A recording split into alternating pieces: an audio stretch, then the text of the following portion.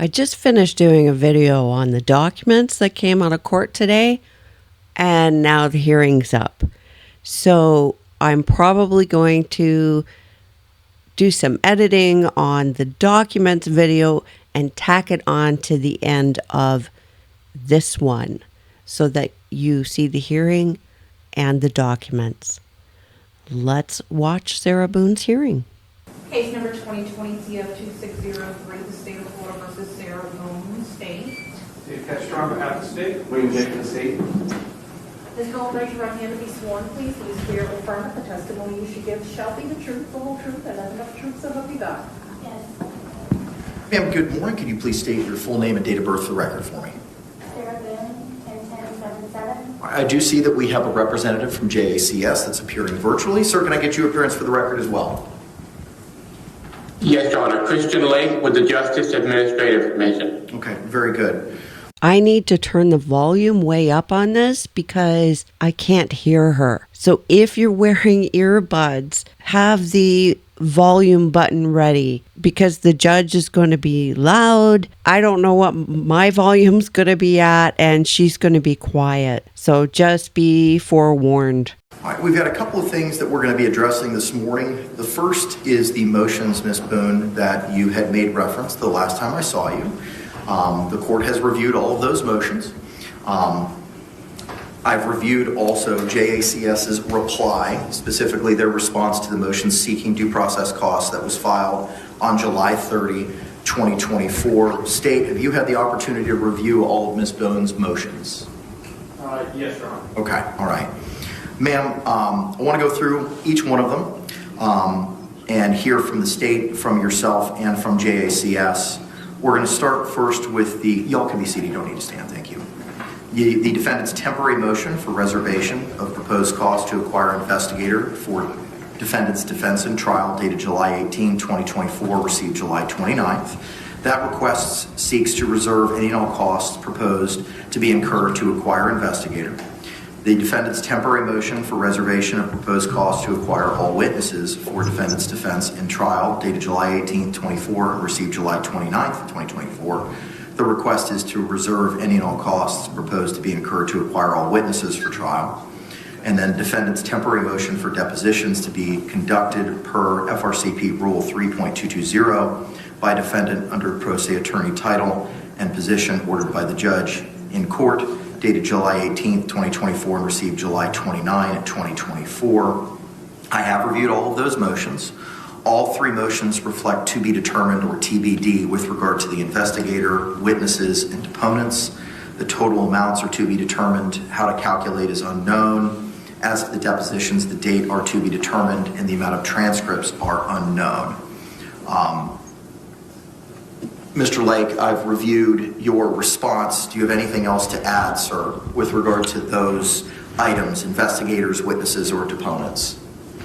Not really, Your Honor. The only thing is if we can provide Ms. Boone a copy of our pro se packet that has information about including model motions. We would be happy to send her a copy or to send your JA a copy that you could send to give to her. That might help her for purposes of future motions.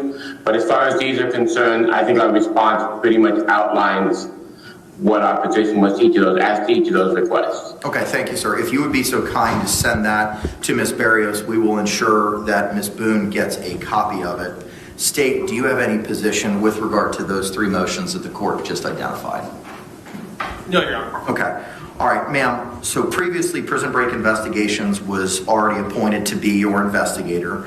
The JAC has no objection to authorizing $5,000 in costs for prison break and for $500 for obtaining case-related documents and materials on your behalf.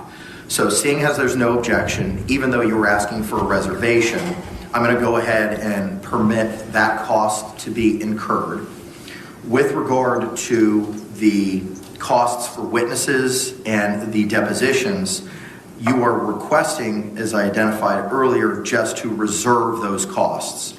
And as I had said earlier, the motions do not identify who the witnesses are or what the deponents are.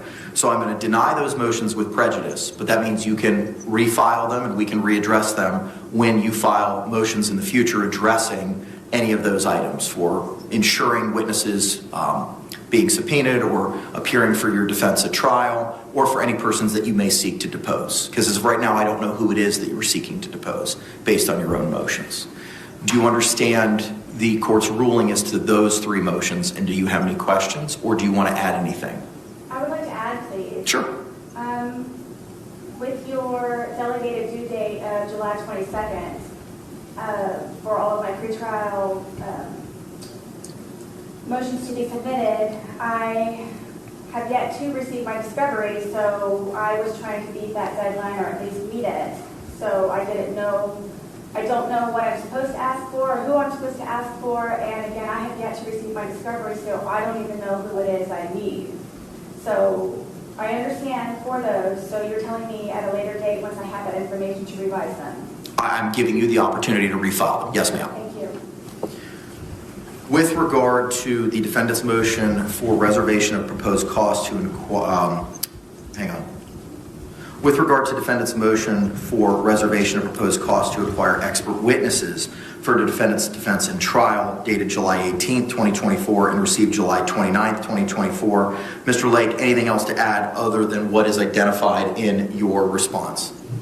No, Your Honor. Again, the issue here is, with the exception of the mental health expert that's already been approved, there would need to be much more specific motions for these costs. Ms. Boone needs to include essentially what we included in our response. And again, the model motions that we will be sending to will have that information. Without specific information, neither us nor the court can make an informed decision on whether the requests are appropriate. Okay. Ma'am, the motion fails to identify any specifics. It has to be determined for your expert witness or witnesses. It does not identify the type of the witnesses. It doesn't identify the amounts, and it's difficult for me to identify the particular showing of need, which is what's required for the appointment of that expert. So again, I'm going to give you the opportunity to refile in the future a motion pertaining to any specific experts, identifying the specificity that JACS has requested in their response. So at this point in time, that motion is denied without prejudice, and you'll have the opportunity to refile it. Lastly is the defendant's motion requesting immediate relief to the defendant by appointing effective standby counsel to aid and support in preparation of a criminal case for trial dated July 18, 2024 and received July 29, 2024. The request, ma'am, that you were seeking in that motion is to provide immediate relief to defendant by appointing effective standby counsel to aid and support in preparation of her criminal case for trial. State, do you have any position with regard to Ms. Boone's request for standby counsel? No, Your Honor, other than what's already been placed on the record in the court's order. Okay. Mr. Lake, anything over and above what's in your response? Just briefly, Your Honor, the point we would make, Your Honor, is I think Ms. Boone misunderstands the role of standby counsel. Standby counsel is not co-counsel or assistant counsel to a defendant. Standby counsel is there for when, in the situation where a pro se defendant who is elected to represent herself decide at some point they want a lawyer, that allows the court to put a lawyer back into play at that point in time. In other words, it's a safety mechanism so that if a defendant who is decided to represent themselves decides at some point they do no longer want to represent themselves, the court has a lawyer already in place so that the progress is not delayed. It is not an assistant or a co-counsel. It is someone whose role is incenting not to get involved until the defendant says, I no longer want to represent myself. Ma'am, the court's had the opportunity to review the case law on this issue. There is no constitutional right to standby counsel as decided by Paul v. State, 152 Southern 3rd, 635 at pinpoint 641 by the Florida 4th District Court of Appeal in 2014, citing to the Florida Supreme Court case in Jones v. State, 449 Southern 2nd, 253 at pinpoint 258 from 1984. As the court has determined that you have forfeited and alternatively waived by your conduct the right to court-appointed counsel, the court is not required to appoint standby counsel. That's Brown v. State, 45 Southern 3rd, 110 at pinpoint 114 through 115, Florida 1st DCA 2010, citing to, again, Jones v. State by the Florida Supreme Court in 1984. There is no Sixth Amendment right to simultaneously proceeding pro se and with legal representation by the Florida Supreme Court in 2009 in Shepard v. State, 17 Southern 3rd, 275 at 279. For the reasons that the court identified in its 16-page order previously entered, your request for standby counsel is denied. You know, I thought they were going to maybe give it to her. I think there are two very interesting points here. One is what standby counsel is really meant to be or meant to do. So it's for somebody who says, I want to represent myself, then realizes they're over their head. But this is not the case with Boone. It's her conduct that got her into this situation. And so it doesn't apply. It's not the same. The other interesting point here is that the judge brings up the Sixth Amendment. You know, Sarah is going to claim everything as unlawful and corrupt and that her constitutional rights are being violated. And this judge is onto her. I think this guy has her number. And while it's true that as a judge, he has to cite the law and he would cite constitutional issues or concerns, I think it's even more important in this case for him to bring those things up, those particular things, to Sarah so that she understands that, you know, all her screaming about the Constitution is hollow. She has nothing to back it up. So I'm interested in seeing what her response is. Do you have any other questions, ma'am, as to the court's rulings this morning? First off, I do not forfeit my rights. That was your judgment. And also, I feel that I should have had some type of evidentiary hearing prior to your decision. So I could have better explained myself and you could have had a better understanding. So by you denying my standby counsel, which thank you to him for explaining to me what specifically it is, I don't want to be pro se any longer. So I didn't want to be pro se in the first place. And again, you, in my opinion, unlawfully denied me or didn't even suggest an evidentiary hearing in order for me to avoid or try to go about a solution or remedy so you would understand. That is not so I can explain it to you to make you understand better. So I can explain it to you after I've explained it a million times and I don't like your response. I'm going to just bash you over the head again with it to make you understand that that's not what that kind of hearing is. And in spite of the judge, a judge, right? This isn't her cellmate or, you know, Bob at the corner bar telling her this legal information. The judge has cited the case law, and I get that she doesn't get it in the sense that she doesn't maybe understand all the nuances of the law and all of that, but he has told her that his ruling is based on the law and on the facts. And she just says, yeah, it's unlawful. What's she going to do when they convict her? Yeah, nah, I didn't like that answer. Nah, don't think so. So I don't know if it's me either wasting your time or anybody else's time, if it's even an opportunity, or if it's just something that is denied, period. It is denied, period. Thank you. With regard to an evidentiary hearing, that seems to be in the realm of a forfeited inquiry where a criminal defendant is seeking to represent themselves. And I would inquire of that person and have an evidentiary hearing as to the rights and remedies that you were forfeiting and the pros and cons of proceeding representing yourself and the benefits of being represented by counsel. Due to the Florida case law that was provided in the 16-page order, no such evidentiary hearing is required. My understanding was the hearing, the forfeited hearing, is in regards to competency as opposed to having an understanding before you take someone's rights away.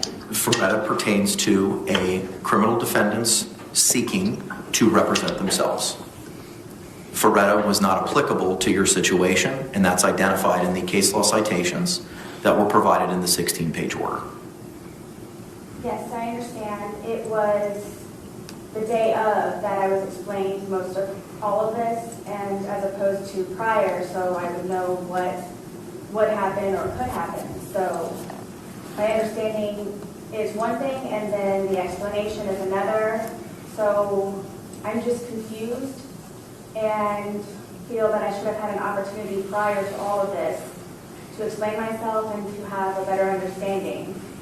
So now my belief was that the evidence or the forfeited hearing was simply competency.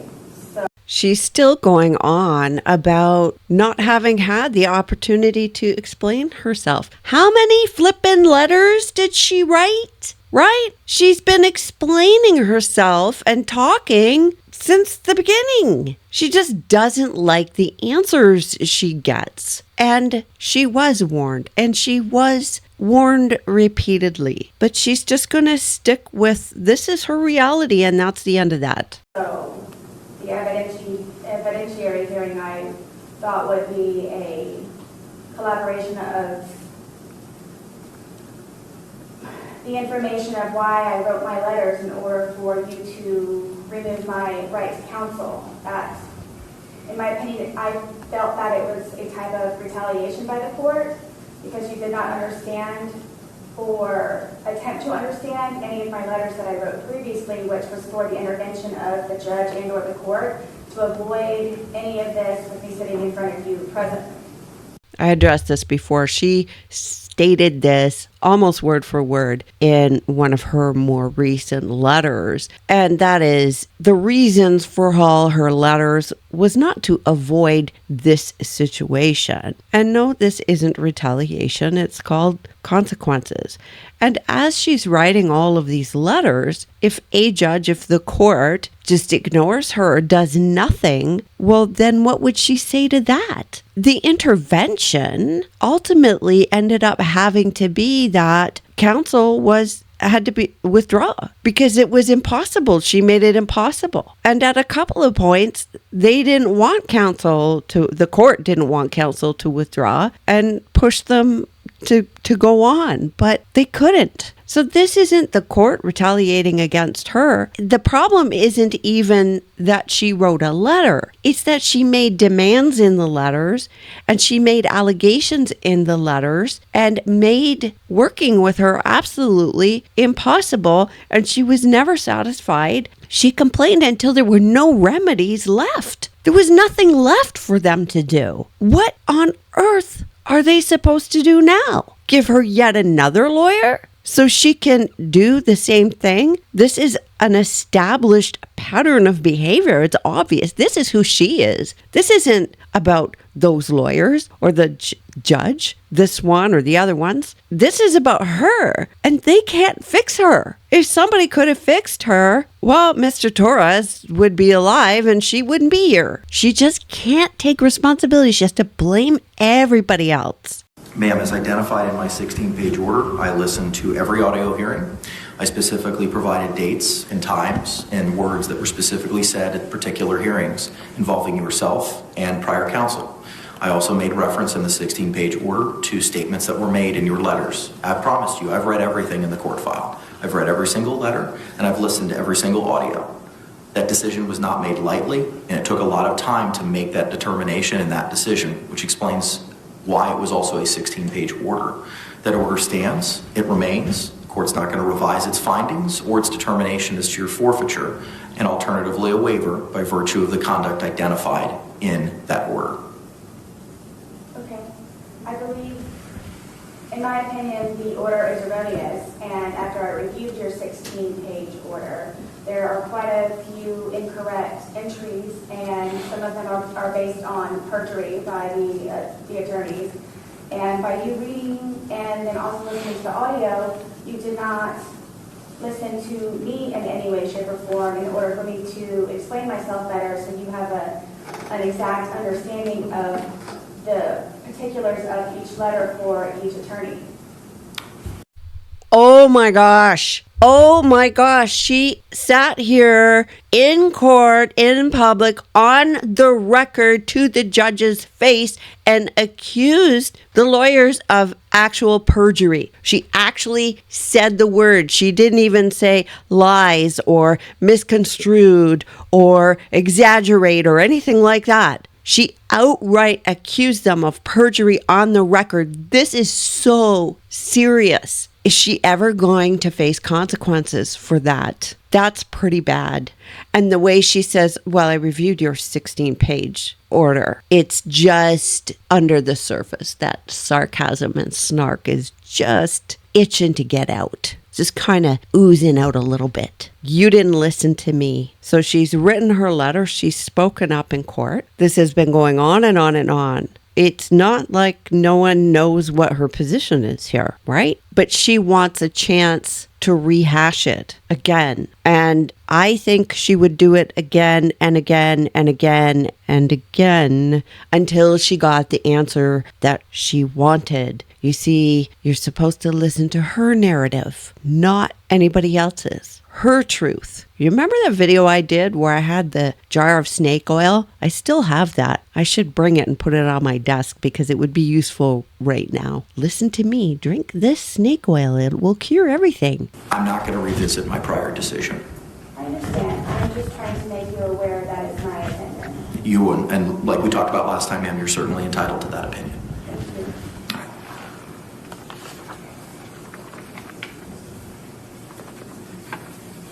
All right. My judicial assistant has been in contact with the representative from the Orange County Jail, Sergeant Donald Casey, who is on his way in order to facilitate the transfer of the USB drives from Prison Break Investigations. I do see that Mr. Lane is present. So as soon as he gets here, we'll be able to address that exchange.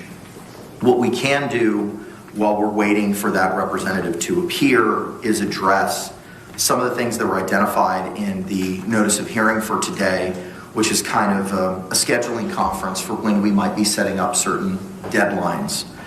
As of right now, the trial is scheduled for October 7th. The trial will be extended from 2 weeks to 3 weeks. So the trial will take place on October 7th, October 14th, and the third week of October 21st. October 21st is not this division's normal trial week. However, the court has obtained coverage for that week so that should this trial proceed into a third week, we will not have to scramble in order to find coverage, and that we'll be able to efficiently proceed with any evidence or testimony on that third week on October 21. Pre-trial was scheduled for September 24th at 1:30. The court typically has its regular trial case managements on that Tuesday. Due to Ms. Boone representing herself and some of the complex issues that may be involved in this case, I'm inclined to change the date of the pretrial so that we might be able to have our own pretrial separate and apart from all the other cases that may be set for that same trial period. My thought would be Wow. He's going to make sure he's got time to address everything. He's covering all his bases with everything he does. He brings receipts. That's why that order was 16 pages. He brought the receipts.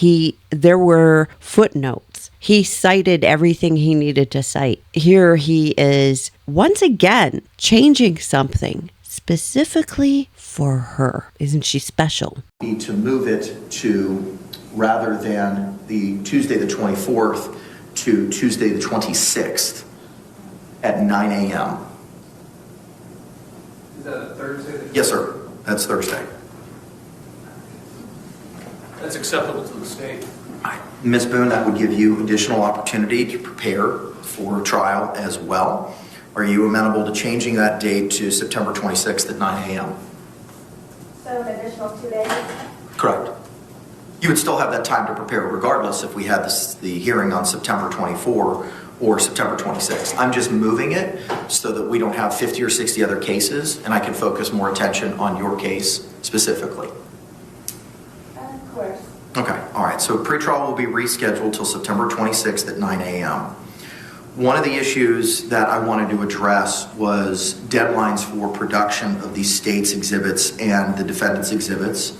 Now, I'm mindful, Ms. Boone, that you have not reviewed some of the documents that may have been provided. I know most recently, Ms. Cashman spent 20 hours with you alone going over questionings and reviewing some of the materials. I don't know the breadth and scope of what was reviewed to you, but some of it may have been reviewed to you based on counsel's representations. State, I want to address with you first, because Ms. Boone hasn't reviewed the discovery yet, as to what your position is with regard to assembling or finalizing an exhibit list or your exhibits for trial. As far as providing a list of the specific items that the state seeks entry of? Correct.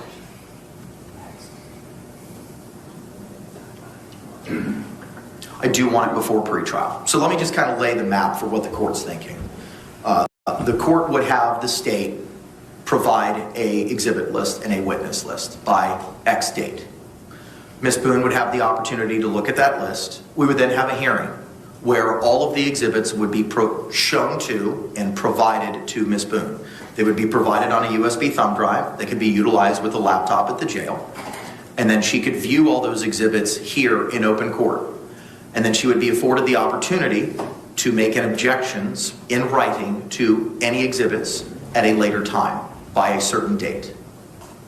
I guess one of the concerns would be that if the state identified specific items that we would seek entry of, depending on the course of the trial and the questioning, there may be other items that have already been disclosed in discovery that may necessitate being entered in, would potentially not be part of this original witness exhibit list. Items that were in the discovery, but if that makes sense to me. That does make sense, Yeah. and I understand what you're saying.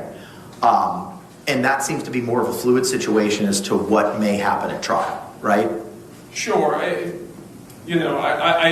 don't imagine the court's intent would be for the state to just produce the exact witness lists that have already been sent in discovery and just make a notation of every item of evidence. The idea would be to try to pare down. That's exactly the idea. Now, obviously that wouldn't foreclose you if something was produced in discovery and something that would not be relevant or admissible at a certain stage of the trial, but maybe later became relevant or admissible due to something that happened or something that was said. I would not foreclose the state, nor would I foreclose Ms. Boone from attempting to move that piece of evidence into evidence for the jury to consider.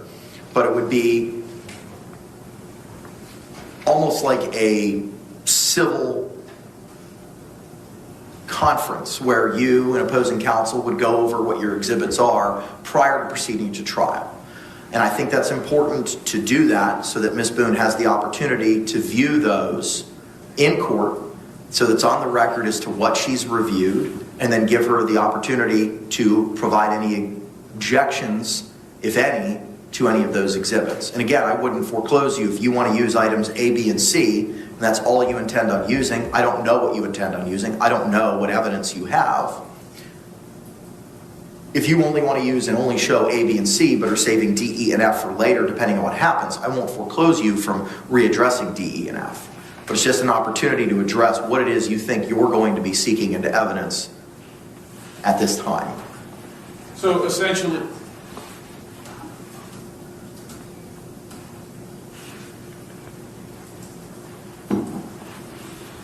Go ahead, sir. so I think we could accommodate that if we could go around September the 1st for that, and then that would give her an opportunity to review that USB and lodge any objections, and then we could potentially address those objections and go from there. Okay. And that would be September 1 to have the evidence viewing, for lack of a better word, or for the list to be provided? For the list in the USB. we're going to make this work for an October 7th trial date, Judge. I think September 1st is probably about the right time frame to have this in-court hearing to begin lodging those objections if she has any. My next question is, are you expecting the physical evidence to be brought here into court by a CSI so that she can potentially open it? Or are we just talking about digital evidence and giving her a list of the physical items? If there's physical evidence that's sought, I want her to have the opportunity to review it. And we should be looking at the top of the month for September so that we can get this done. Okay, all right. Ma'am, do you understand that what it is that I'm discussing right now, so that you have the opportunity to review the evidence that the state may be seeking into evidence in your trial? Is it my understanding that they will supply me with a USB drive and then I am to review it while in court? No, ma'am. So it's kind of a two-step process. So anything that's digital, that's not forensics or CSI or something that's tangible, will be provided to you on a USB drive. We also will have a hearing where all of the evidence, including any digital, electronic evidence, or any tangible evidence, CSI materials, will be shown to you in court, played to you in court, so you have the opportunity to review it here as well. Anything else will also be given to you on a thumb drive for you to review at your leisure based on the hours of 8 to 4 by the laptop at the Orange County Jail. And then we will have a deadline after we have this evidence viewing for you to identify in writing any objections that you have to any of the evidence that's been provided by the state. So it's not a matter of any type of confidentiality? It is all done in the courtroom with everyone? It would be in the courtroom, correct? Are there going to be news cameras and photographers? That's something I need to address. I do not want, because our jury pool is going to be coming from Orange County, I have concerns about the media's presence in the evidentiary viewing. So I may have to enter an order which would prohibit media access for the purposes of that hearing due to the nature of what is being produced and reviewed, so as to further prevent intimate details of the case being released prior to trying the case. I understand that, Judge. Ms. Boone, not to turn the page completely, but I think it's pertinent to this discussion, has indicated through some counsel that had met with her recently that she wants to talk to the state out of the jail, and I was going to discuss that at the end, but perhaps to not waste the court's time, I don't know about bringing physical evidence out to the jail, but as far as the digital evidence, which will include autopsy photographs, which will include crime scene photographs, which will include videos, perhaps a different suggestion, especially since she has an investigator from Prison Break, is that we identify those files that we intend on introducing at trial so that they can review that digital evidence on their own in the jail, and we're not publishing all the digital evidence here in open court. That should allow her the opportunity to lodge any potential objections such as duplicative or any other objections she may want to raise about autopsy photos, so on and so forth, without exposing all of the digital media to the public. As far as the physical evidence, the state doesn't have any real concerns about the media covering that. She can open those exhibits, or somebody with scissors can open those exhibits for her if there are any exhibits she wishes open in the witness box where it's concealed from the media's eyes. So those are my suggestions, and then later we can turn to her request and we can put on the record how we would go about going out to the jail and meeting her. Wow. So she's all of a sudden concerned about the media. And when I say all of a sudden, I don't mean just today, because this has been a thing that has come up. This has been a concern for her before. But on the other hand, she purposely writes to the public. And I think the big issue is around whose narrative is being heard, who is going to be listened to. When Sarah writes her letters, she can say whatever she wants, and nobody's talking back to her while she's writing. Nobody's challenging her while she's writing, and she can twist anything any old way. But for the media to come in and see a back and forth interaction between her and the state, or her and the judge, or to see evidence, facts, truth, things that might show what she did, then suddenly the media is a concern, isn't it? Remember the time that she complained that she wasn't interviewed on TV or something? I can't remember. It was in one of her letters. But I remember laughing, thinking, she wanted to be interviewed. She wants her side out. She doesn't, though, have that same zeal for public engagement when the other side is getting to say something. So I don't think she's all that shy of media. I think what she's shy of is having the truth come out and having people then stop listening to her. And the other thing here is she's going to have to, or she may have to, watch that video she made again. And she's going to have to face looking at things like autopsy photos and looking at the physical evidence, like maybe the suitcase or the bat, or any number of other things that they have. And I wonder what that's going to do to her psychologically. And if there are cameras in the room while she finally has to face this, right? Are they going to pick up on her reaction? The only concern that I have with that is I don't have a record as to what it is that she reviewed. My suggestion would be that because this is in the context of plea negotiations potentially, I would be out there, Mr. Cacciatore would be out there, and our investigator would be out there, and we would record it, the conversation that we have, of course, and that would all be protected because it would be in the spirit of plea negotiations under the evidence code. And then we can all file in writing, the state can file in writing, these are the videos that we are going to use, these are the particular photograph numbers from the crime scene and from the autopsy photographs that we're going to use, and then we can have the defendant sign off on that as well, so that it's documented as to what was told that she would be facing at trial, and either she can review it with her investigator or she can review it with us, being present, and then that way the digital evidence is now in the open. Okay. Ms. Boone, what are your thoughts on that? I'm a little lost. So it's an option of reviewing what the state has with my investigator and then be able to come with the objections and everything? That is correct. I'm unclear on having all of my evidence being in sealed bags and for me to be able to inspect them to be here in the courtroom. I don't know how the attorneys have done any of this prior, but I don't believe that it was in the courtroom. So I'm just trying to protect myself against the media.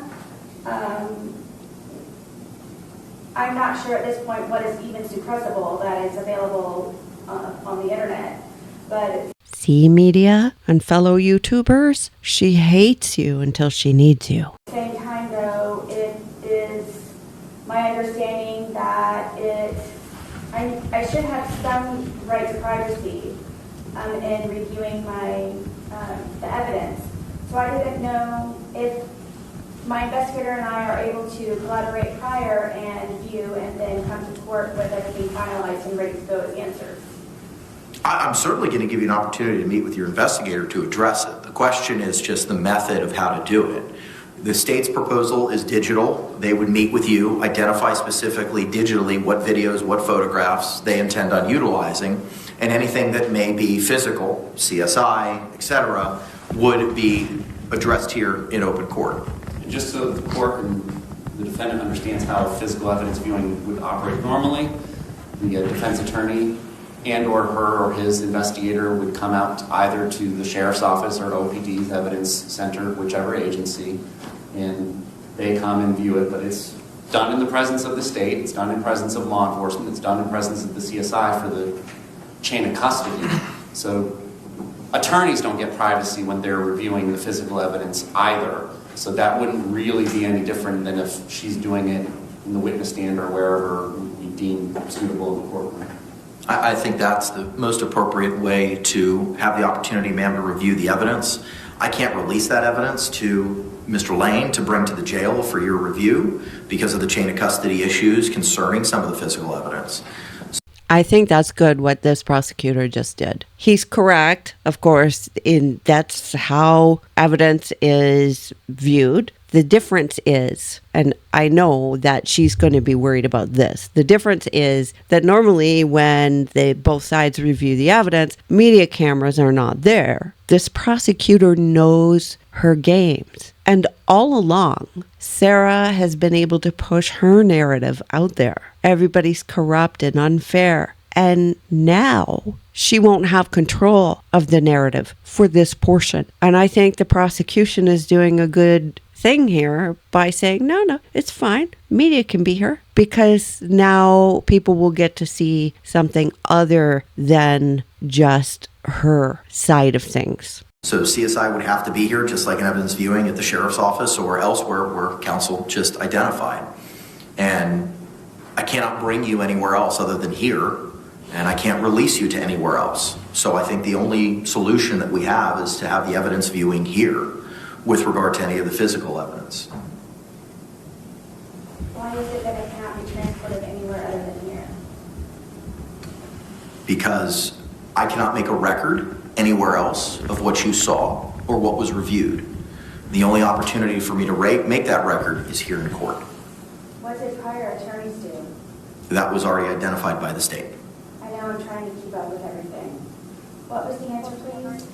So an attorney who's doing an evidence view would come out to the law enforcement agency's evidence warehouse, for lack of a better term, and then in the presence of the state attorney, the CSI, and the lead detective, they look at the package, and if they deem any particular package worthy of opening and examining, they can do that.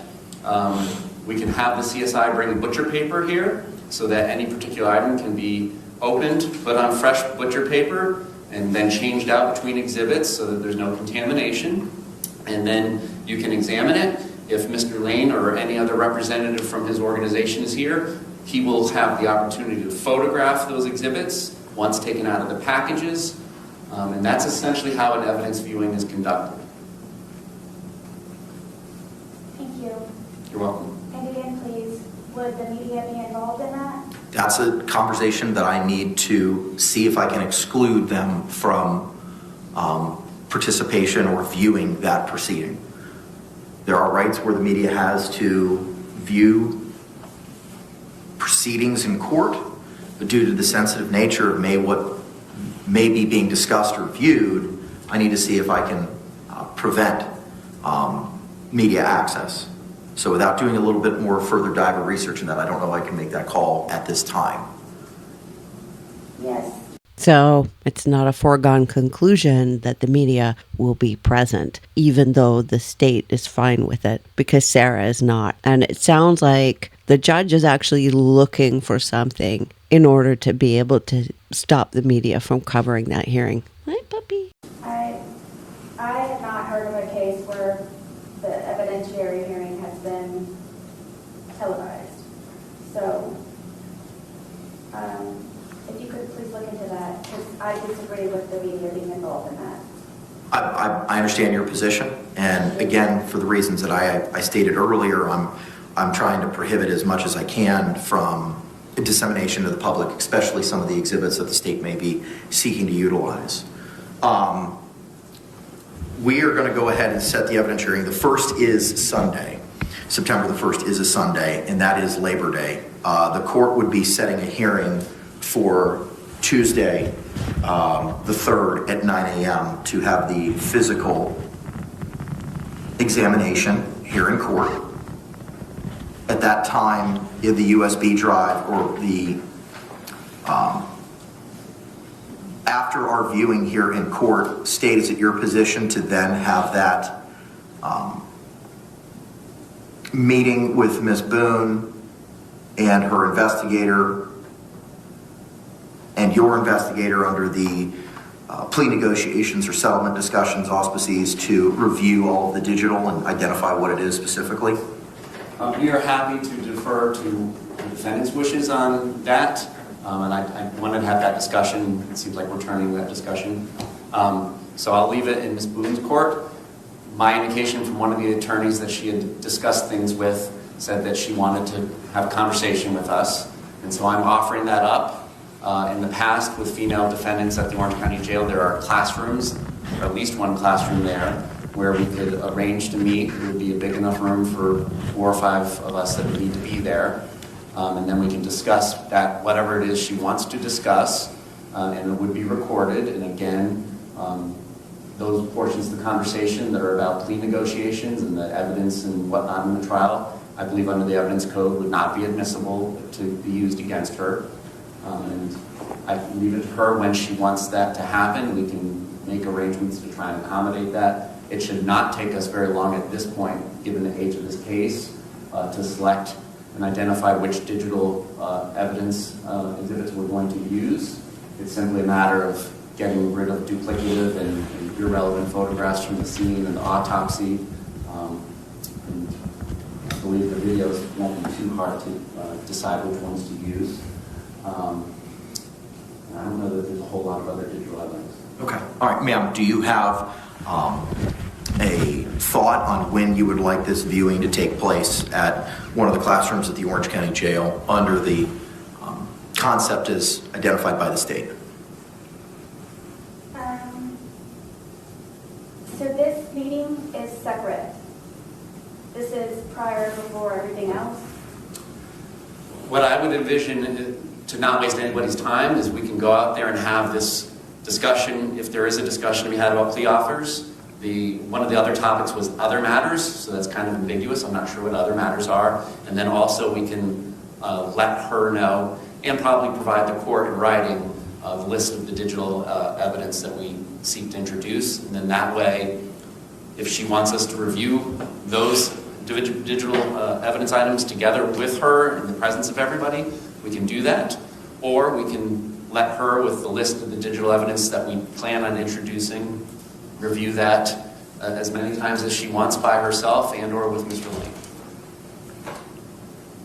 I understand. So would I be leaving with the digital evidence today, or how soon may I receive that? So the state needs to assemble that. So my thought would be to have that meeting, ma'am, on the 3rd of September. So we would have a hearing at 9 o'clock in the morning where the physical evidence would be reviewed here in the courtroom. As soon as that evidence was finalized and reviewed, the state with their investigator, yourself with your investigator, would then meet that afternoon at the Orange County Jail to address, as the state has identified or spoken about, any settlement negotiations, plea offers, and under the other category to address what the digital exhibits are. They would provide you those on a USB drive, and they would identify for them specifically what it is that they are seeking for you to review at that point in time and have the ability to review it afterwards. We're happy to do that beforehand, and I just want clarification. By providing her the USB with all the narrowed down exhibits out of discovery, are we providing it to Mr. Lane? How are we physically? It would have to be provided to Mr. Lane, okay, who would then have to provide it to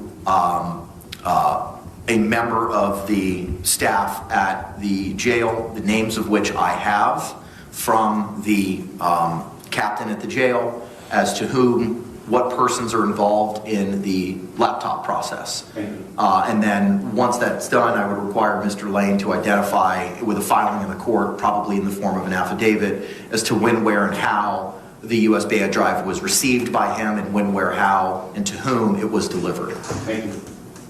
Your Honor, I feel uncomfortable with you supplying my evidence to the jail. So I don't know if there's a way that, I don't know if you are aware, but my jail phone calls have been released, and there's a lot of things that have been released from the jail. So I don't know, I do not feel protected by you all handing it to the jail. I know that Mr. Lane and I previously have worked on the laptop with USB drives that he has furnished himself from bringing in from the outside. So I didn't know, and I would feel more comfortable if there was a process or a procedure. I don't know who your names are from the jail. I do know the captain, whom I spoke to the other day regarding my laptop. But I would very much prefer... Who was that, ma'am? I'm sorry? Who was that? For which? The captain that you spoke to. Who was it? D. Giovanni. Okay. There's multiple sergeants involved, and I did meet the gentleman who was supposed to be here today to pick up the USB drives. So I don't feel comfortable, please, with providing the USB drive of my evidence with things that have been leaked or released from the jail. Remember, earlier in the hearing, the judge said they're on their way over. Sarah has just said, well, yeah, but they're not here. She was supposed to be here and is not here. Well, that's because the person is on their way over. So before anyone thinks, well, they just didn't show up, that's not the case. And the other thing here about things being leaked, I am not aware of, and somebody can let me know if I have missed something, but I'm not aware of anything that's been actually leaked that shouldn't have been leaked that was illegal. Yes, there have been phone calls put out there, but that's pretty normal here, is it not? This is not an illegal thing that's happening. I don't think any attorney-client privileged material has been leaked. As far as I know, if there has been something, then let me know. But she's being given quite a bit here and she's still not happy with the process. But she's never going to be happy with the process. Let's see what else she wants. So if there's a possibility, please, I would like for my investigator to have that and bring in with me prior. If I understand the jail's protocol, which I read to you at our last hearing, the jail will keep custody of the USB drives and release them with the laptop as well. So I don't know how I can bypass that process that they've created, because the USB drives and the laptop, when it's checked out by you and when it's returned by you, is all going to be logged in their IMS system. Right, it's simply a laptop. It's a very basic laptop where anyone affiliated with my case has any type of digital evidence they bring in with them from the outside. It's simply a basic laptop that we are able to utilize at the Orange County Corrections Department. That's how we have done that prior. So I don't know what it is different, and I don't know the jail protocol because no one's included me. She wants her own procedure, something that's familiar to her. What he has offered her is actually much better, because the way she wants to do it, she would have to call Billy Lane every single time she wanted to look at anything. Could you imagine? He'd be flying back and forth 100 times a day. And the judge has set up something much better. And I'm not sure here. Is she just not getting it? Provided a copy of it through the court filing, and I read it to you at the last hearing. Your understanding is different than my understanding because my contacts from the jail are telling me something different. Who? What are their names? There's multiple sergeants. What are their names? I'd rather not get them involved with your... Beautiful. Perfect. She has been doing this all along, making an accusation, but making it vague enough that she doesn't actually have to back it up with anything. Before, he said to her, when she said, oh, well, Cashman lied. Oh, yeah? What was the lie? Now she's saying, well, multiple people and the jail is bad and all this. The judge, okay, name them. Name it, Sarah. I'd rather not. Really? You think she's worried about hurting somebody's feelings? Huh? harassment or anything from other... Ma'am, I'm deferring to what the Orange County Jail and the captain that you identified specifically as to her memorandum to the court, which was read to you at our last hearing, which was sent a copy to you by a notice of service, and it was provided by U.S. mail. It was sent out last week. I have yet to receive anything such as... Don't worry, I have a copy to give to you this morning, just in case you have not received it. Yes, the last thing I have is your order that you provided me with the implementation of your USB drive Okay. option. All right. So anything that you are speaking of in the meantime, I do not know, and it was served by process? It was served by U.S. mail. By U.S. mail? Mm-hmm. Yes. I actually have 3 motions, please, if I may submit them to you. In a moment. Yes, in the process of, because the address that you are, I'm guessing, sending these to is incorrect. I received your letter addressing the address issue. That's been remedied. So the appropriate legal mail address will be utilized. It was simply a clerical error, and that has been remedied.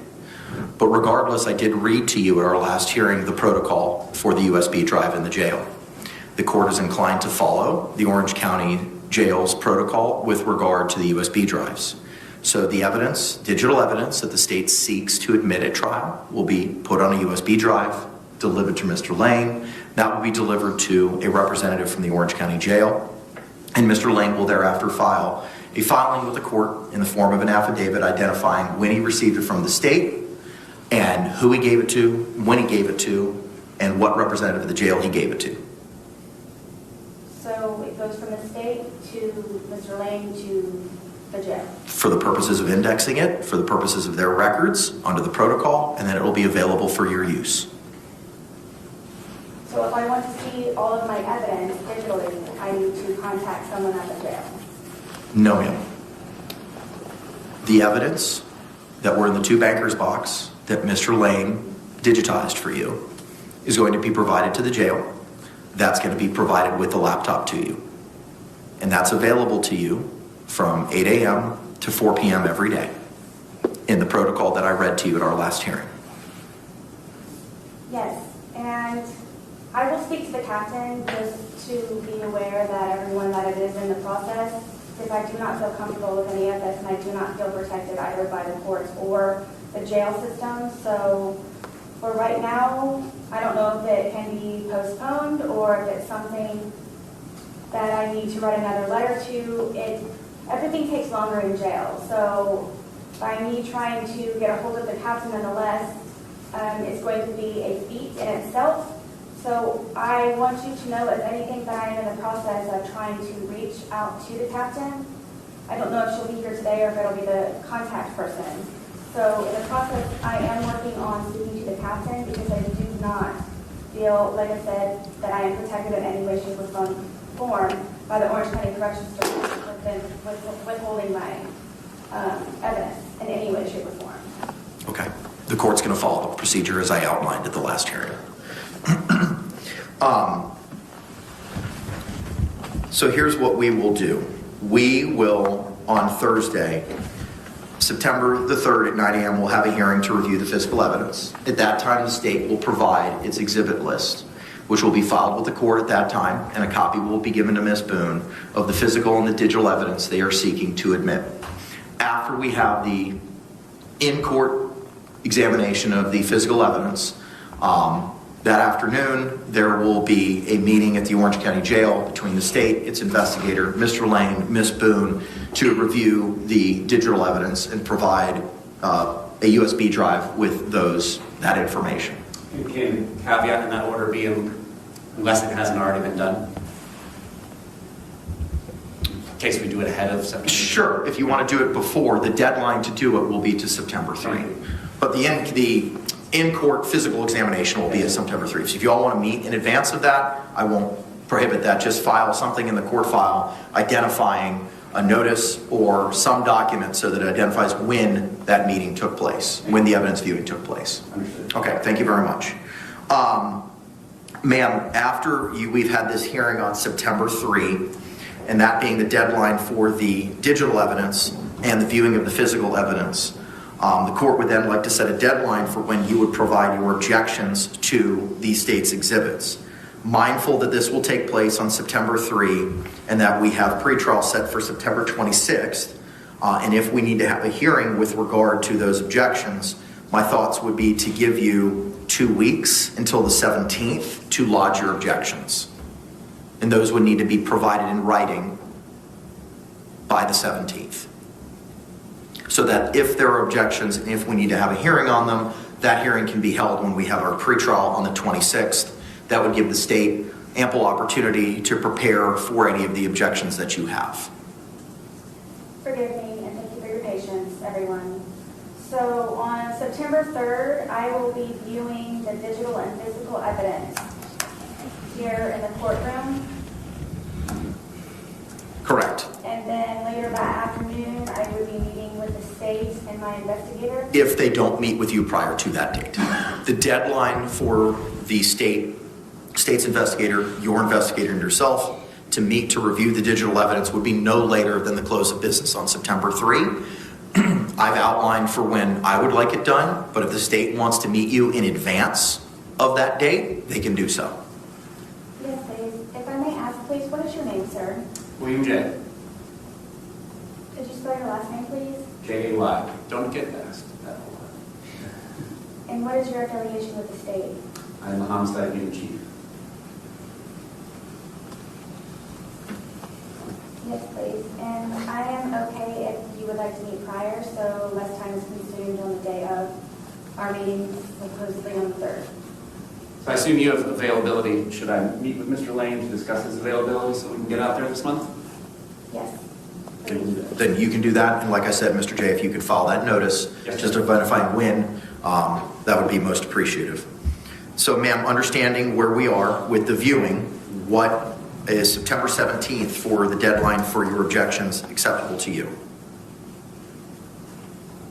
Yes, and if I may please raise the point that I have a motion here in regards to, well, I'm in the process of working on it for the laptop. I do not have my discovery as of yet, and I do not have the laptop as of yet. I do not know what hiccups may be involved. There's a lot of hiccups with the jail already. So I'm trying to figure out when and where I'll be able to view anything. So there's a great restriction also that is being put on the laptop usage from 8 to 4. I'm unable to utilize my time to the full extent. Also, I have a motion here to receive my hard copy evidence because when the laptops are in quote, the laptop is in quotes, closed for the day at 4 p.m., I can therefore pick up using the hard copy evidence. I haven't had the opportunity to review the motions that you're speaking of, neither has the state. We'll address them today. I don't have a problem doing that. I'm just not going to do it right this second because I... Do you remember in the last hearing, they went through this whole thing about how she's going to have these USB drives and the laptop because prior to this, she's been complaining that there's no privacy. There's no way she can look at her disclosure or her discovery. I'm sorry, I'm Canadian. I keep saying disclosure. There's no way she can do that in private. So the judge remedied that with the USBs and the laptop. And then she said, oh, no, I want the boxes. No, I want the paper copies. Because if I wake up at 3 a.m, and he explained to her last time why that can't happen, why they can't do that, and why the jail can't do that. So now she's actually made a motion. She wants the hard copies because how dare you tell her no, Judge? I haven't had the opportunity to review them yet. Yes, and I'm just explaining myself in the meantime, please, so you are aware of what I have already thought of and am trying to ease the pain of everyone with me trying to figure out how to do everything and when and do it appropriately. But I just wanted you to know that by bringing that topic up, I have that to also be looked over. Okay. Please. 917, if that has to be changed, and I okay to do that? I'm trying to set deadlines now, ma'am. And that would give you 2 weeks to review the physical evidence. You'll be provided the digital evidence, it seems, in advance of that September 3rd deadline. And that may give you more than 2 weeks to review and lodge any objections. This is just for the evidence? Correct. This is only addressing any objections to the evidence that the state seeks to admit. The digital discovery, is any of that included in that? Yes. Okay. I am very leery to make any type of deadline. Well, we're setting them today. I understand. So the 3rd is a what day? Thursday? Tuesday. She's leery to make a deadline. She doesn't want a deadline. Oh, I get it. When the deadline's on her, that's a problem. But everybody else has to get going and do what she wants yesterday. So the 17th would be 2 weeks later, Tuesday the 17th. And that is me coming with my objection. That would be you filing your objections in writing with the court. And to the extent we would need to have a hearing on those objections, we would have them when the pretrial or trial case management conference is set at 9 a.m. the following Thursday, the 26th of September. I'm sorry. What is on on the 26th? That's when we're having our pretrial or trial case management to address any last minute issues regarding trial.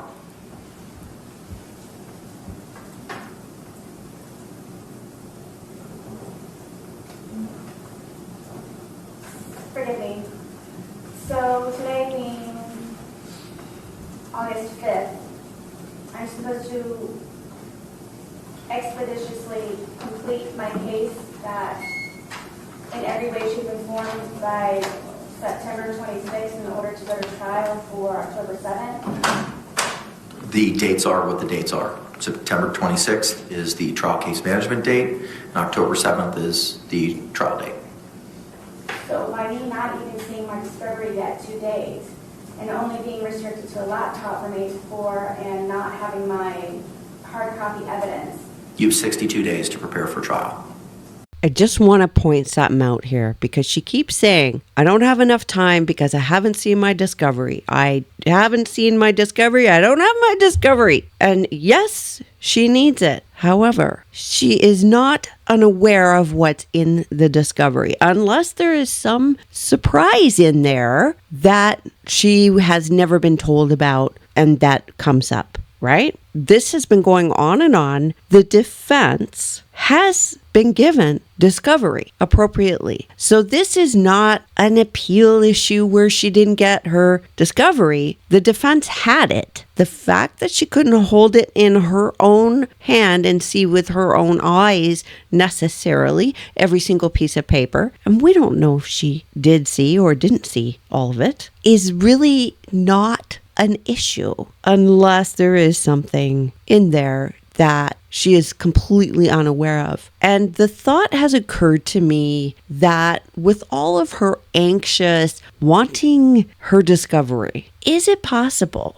that she's afraid that they have a specific piece of evidence and no one's told her? Is it possible that there is a specific thing that she was hoping nobody would ever find or find out about, that nobody would notice? And she's really dying to see if that thing is within that discovery somewhere. Just a thought.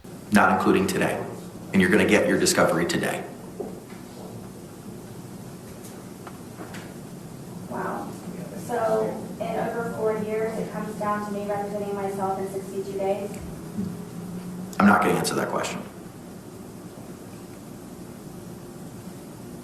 Am I supposed to? Because it wasn't a question. He's got her number, doesn't he?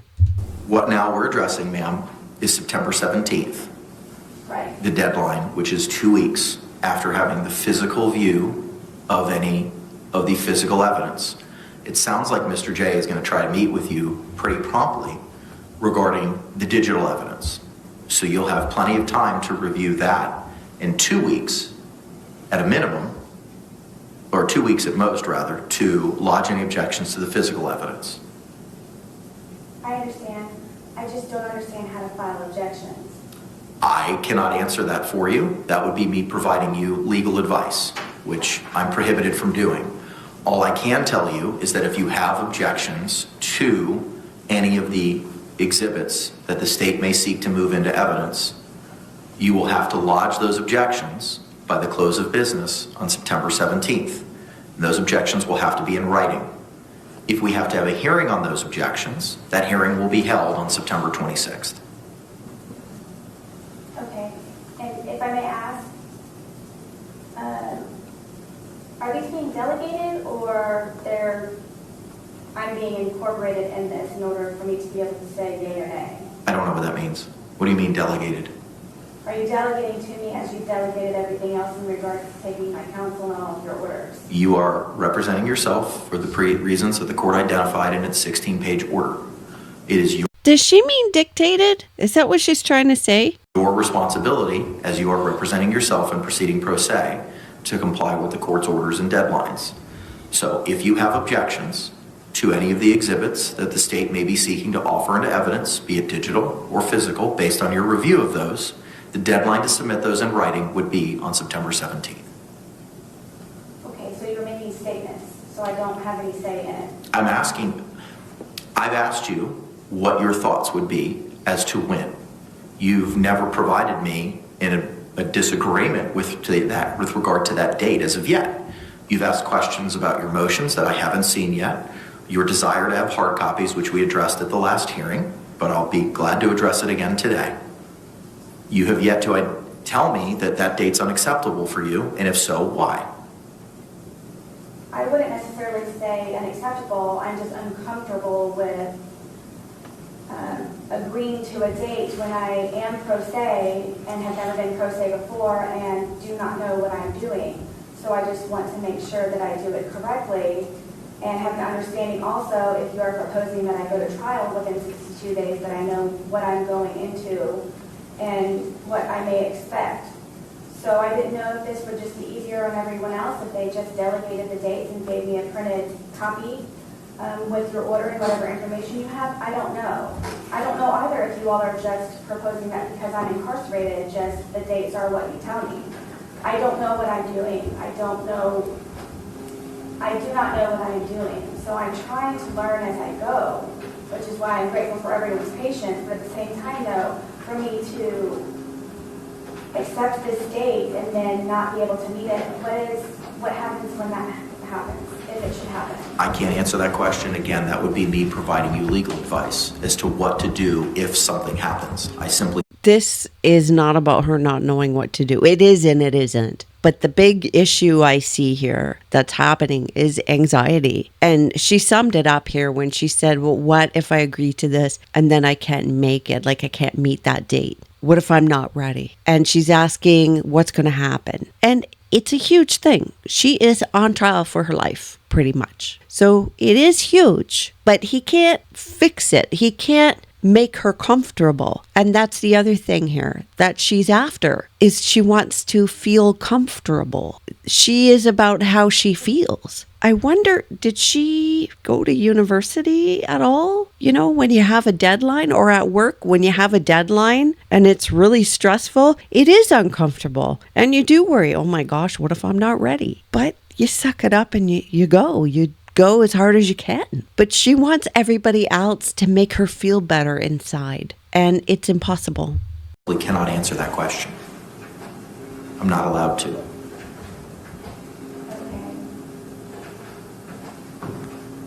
Well, I'm with the court, so whatever it is that you all are trying to do in order to expedite this even more than what it's being expedited, I'm guessing I agree with September 17th. Okay. All right. Now, ma'am, I believe that takes care of all of the deadlines with regard to the state's exhibits. Now I want to address deadlines for any exhibits or witnesses that you may be seeking. I am mindful that you will be receiving the discovery today, and that you have not had the opportunity to review some of the items that may be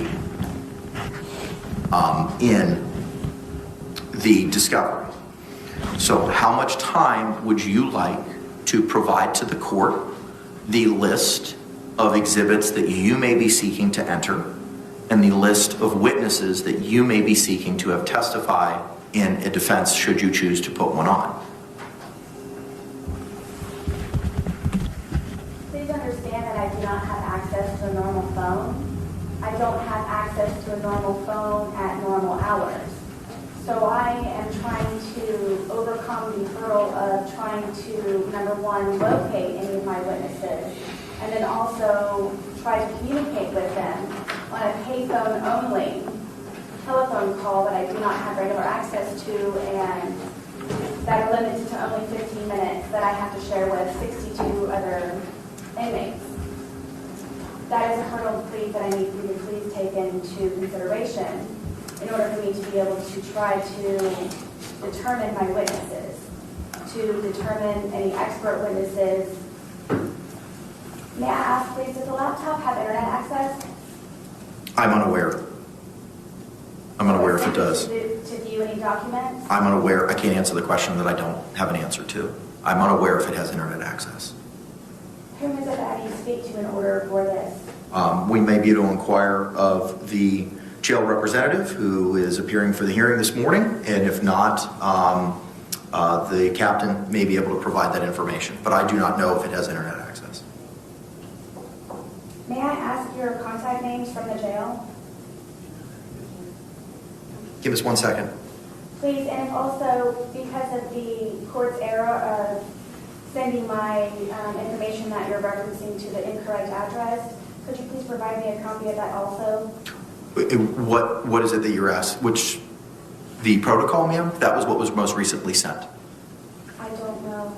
Whatever it is, the last thing that I received from you in the court was the hand delivery of the order regarding Sure. USB. I have a copy that Madam Clerk's already printed out of the protocol.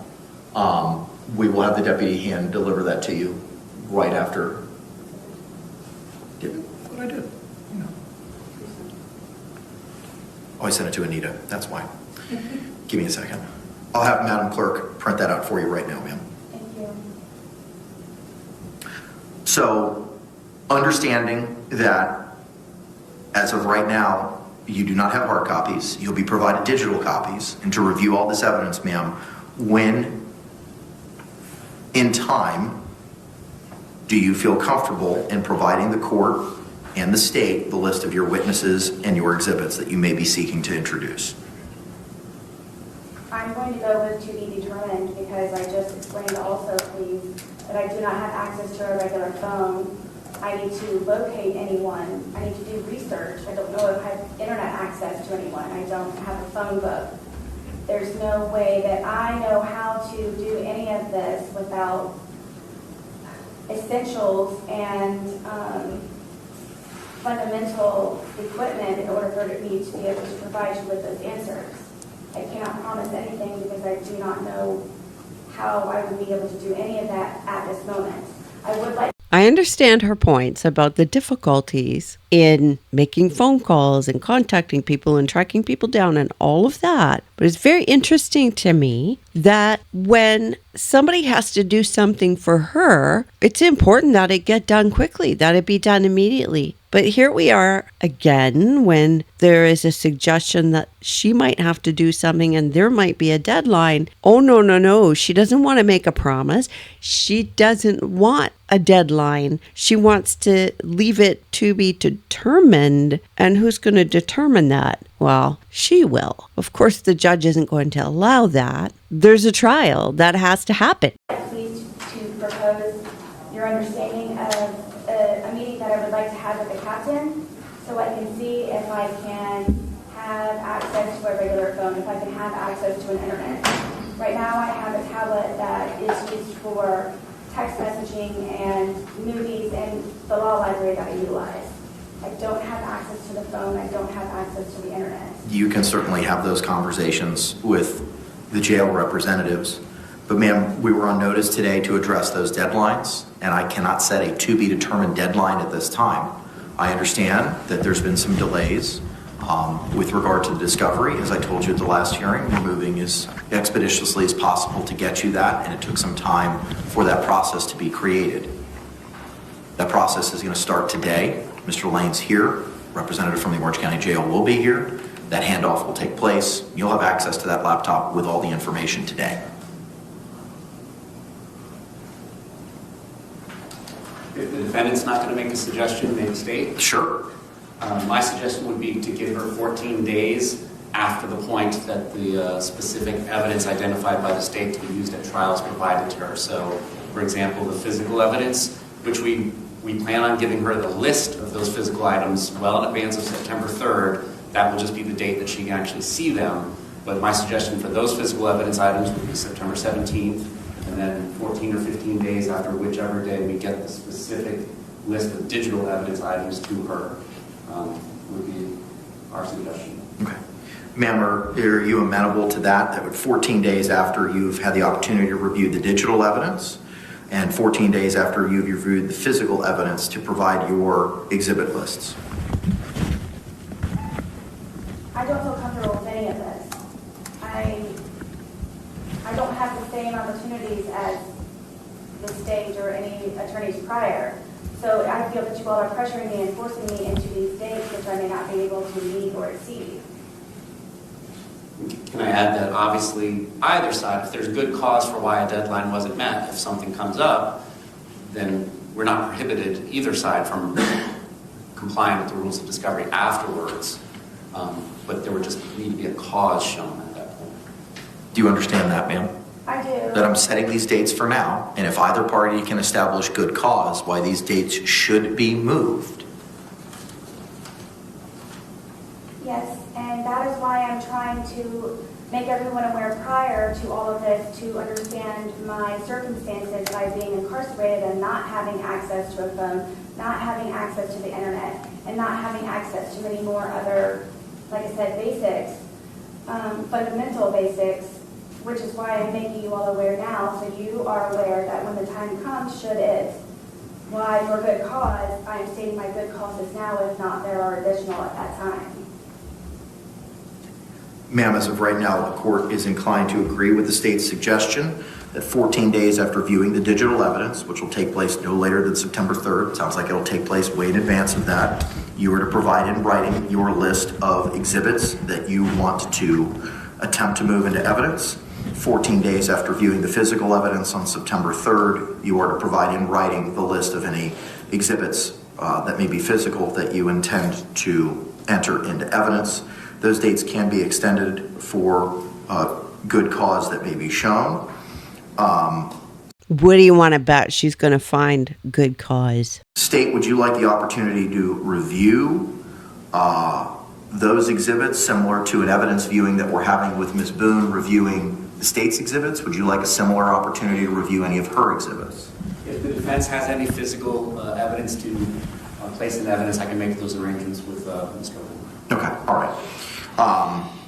I will set a deadline for the review of September 26th. Thank you.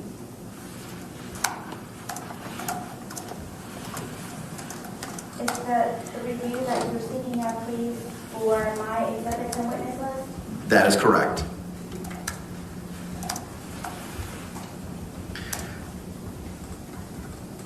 I would also propose a similar date of September 17th for any of the witness lists for the defense. And Mr. J, would you be in a position by the 1st of September to provide any witness lists for the state? She should have the witness list in the discovery that's being provided. As far as the order and the list of witnesses that we're going to call at trial, we will get in that ahead of 9/3. Okay, all right. So the deadline for the state's production of the witness list will be September 3, no later than, and September 17th for Ms. Boone. Ma'am, similar to the objections to any discovery, that'll have to be in writing as to who it is that you may be calling as a defense witness. And you'll have to provide that to the court in writing by September 17th. Yes. And if I may ask, please, what you're typing, is that for an order or for today's proceedings? It is for an order, which you will be given a copy of. It may not be able to be hand-delivered to you, ma'am, because I'm going to have to move some stuff around based on my scratch notes here, but at a minimum, it would be mailed to the your proper address. Due to that clerical error, that will not be an issue. Wonderful, thank you. Okay, I think that addresses all the issues with regard to production and hearings on any objections. Anything else from the state that you believe we need to address from a scheduling concept? We're good with the scheduling concepts. Thank you, Judge. Thank you. Ma'am, do you have any questions with regard to the scheduling concepts or deadlines that we've addressed this morning? Other than what I have made known to the court, I do not. Okay. Bruce, can you see if Mr. Sergeant Casey's here? He is here? I am, Your Honor. All right, very good. Sir, could you come on up, please? Madam Clerk's going to go ahead and swear you in.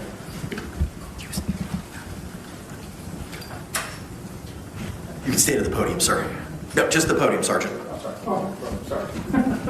If you could raise your right hand, Madam Clerk's going to go ahead and swear you in. Swear or affirm that the testimony you should give shall be the truth, the whole truth, and nothing but the truth, so help you God. All right, sir, good morning. Could you state your name for the record? Sergeant Donald Casey. And what's your position at the Orange County Jail? Sergeant. And what are your duties and responsibilities, sir? I'm over transportation, downtown port holding, BRC courts, medical security, and the juvenile assessment center. Okay. Are you aware of the protocol that Captain DiGiovanni created with regard to Ms. Boone's use of the laptop? I am. Okay, all right. Have you had the opportunity to review that protocol? I have. Okay. Mr. Lane, can you come on up here, please, sir?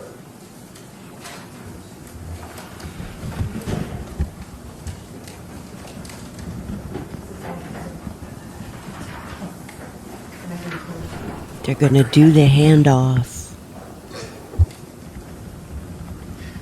Sir, good morning. Could you raise your right hand? Madam Clerk's going to swear you in. Please swear or affirm that the testimony you should give shall be the truth, the whole truth, and nothing but the truth, so help you God. I do. All right, sir, good morning. Could you state your name for the record for me? Billy Lane. And what's your affiliation with Prison Break Investigations? I'm the owner and chief investigator. All right, sir, last time I saw you, I had tasked you with digitizing 2 banker's boxes of information, and you said that you would endeavor to accomplish that task by today, understanding that you were out of town for your son's wedding. I hope you had a great time. Were you able to fulfill that task, sir? Yes, sir. Okay. How many jump drives or drives do you have? Of the digitized information, there's one of those. This drive here is a copy of all digital discovery that I have in my possession from Ms. Boone for the court's needs if they wish to facilitate that through the, figure it'd be easier to facilitate it now through the jail than me trying to bring it in myself. That's exactly my thought. So you've shown to me, sir, a small thumb-sized USB jump drive. That USB jump drive is the information that was contained in the 2 bankers boxes, correct? And the other jump drive that was the larger of the 2, that jump drive is any digital information that you've had previously by virtue of being the investigator. Yes, sir. Okay, all right. The record's going to reflect that information is going to be hand-delivered by Mr. Lane to Sergeant Casey. So Sergeant Casey, if you could please take custody of those 2 thumb drives. And I'm going to ask you, sir, to comply with the terms of the protocol, to have those added to the laptop and be available for Ms. Boone's use today once she's returned to the Orange County Jail. Do you have any questions for Mr. Casey? No, Your Honor. Okay, sir, thank you very much. If you could proceed with that task, I appreciate you. Thank you. Mr. Lane, you took custody with you, sir, as well. Well, before you leave, Sergeant Casey, state, do you have any questions for him? No, Your Honor. All right, ma'am, do you have any questions for Sergeant Casey regarding his compliance with the protocols provided to be by the captain of the jail? Mr. Casey, could you please make note to Captain Giovanni that if she has time at some point, as soon as possible, to please sit down with me for about a half an hour to go over quite a few things that I need to have resolved? I'll inform her. Please, in regards to the laptop. Okay. Thank you. Thank you very much, sir. Mr. Lane, when we were last here, you also had 2 bankers boxes. Did you bring those back with you, sir? Yes, sir. Okay, could you bring those back up?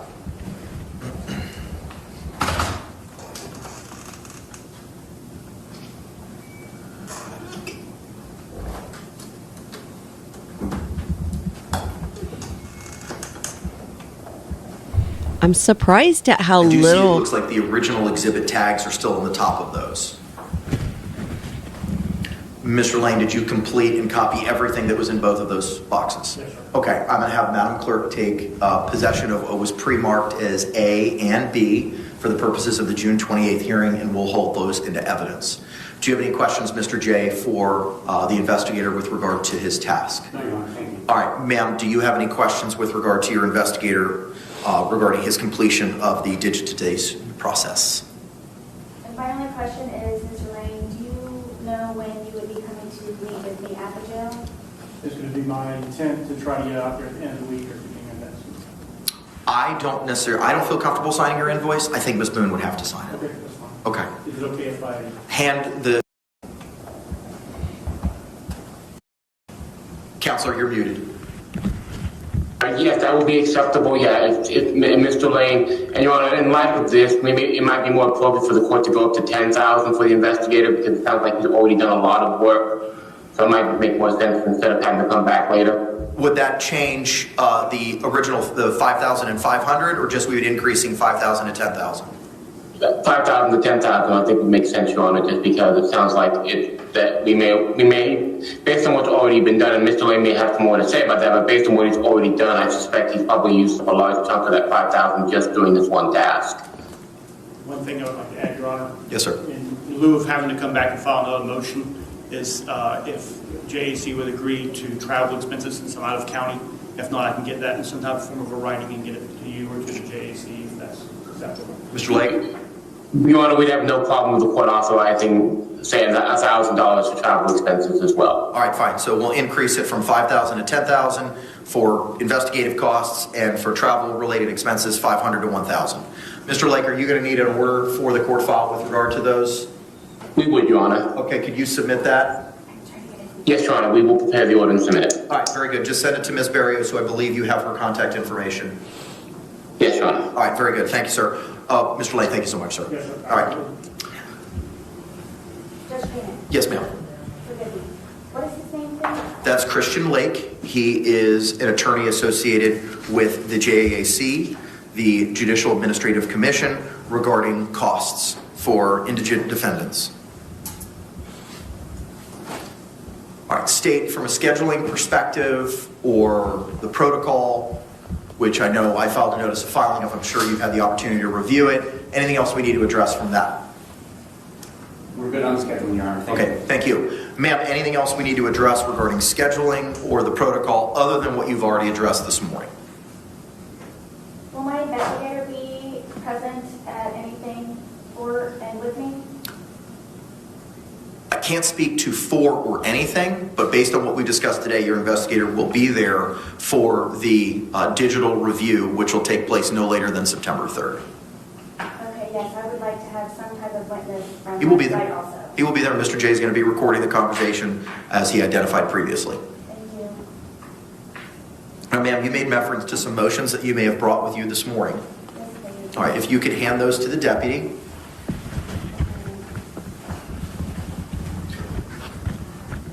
Also, to the extent that the deputy has not already done so, I printed out a copy of the July 24th, 2024 protocol regarding your use of the laptop at the jail.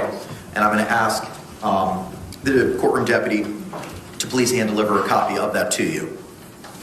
It was mailed to you, it was read to you at the last hearing, but now you have a physical copy of it, ma'am, to the extent one was not already provided to you. Oh, yes, I have not received this yet. Okay. And then also there was another printout that she was going to provide me with, which I believe was a memorandum for today's date. I haven't, she being who, the captain? No, I'm not sure her name. Oh, Madam Clerk, no, the only thing she's printed out for you right now, ma'am, is that protocol. I'm going to be finalizing the order, and like I said, I may be able to finish it before we're done with the hearing, and I'll hand deliver it to you. If I cannot, it'll be mailed to you. Yes, I understand. It was regards to another document proposing the dates for today's hearing. And I guess it was some type of notice. That's what, please, that she was going to print out to give to me, so I have that. Okay. Mary? I did not receive that, nor did I receive this protocol list. As to everything that was being discussed, can you print out a copy of it first? It should be in the court file. All right, ma'am, let me take a moment to review your motions. Give me a moment here. Thank you.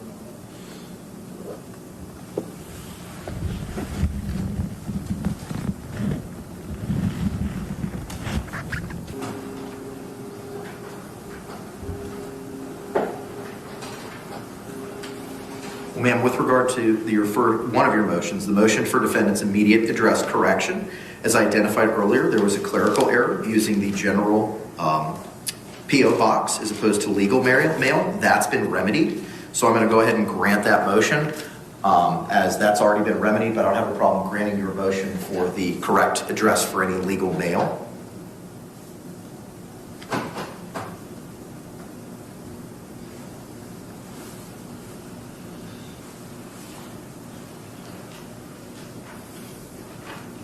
Mr. J, if you want to approach, sir, to review the hand-delivered motions, it is the motions for defendant's reasonable freedom and movement by allowing her to be unshackled, unhandcuffed, to function equally and comfortably while utilizing the courtroom.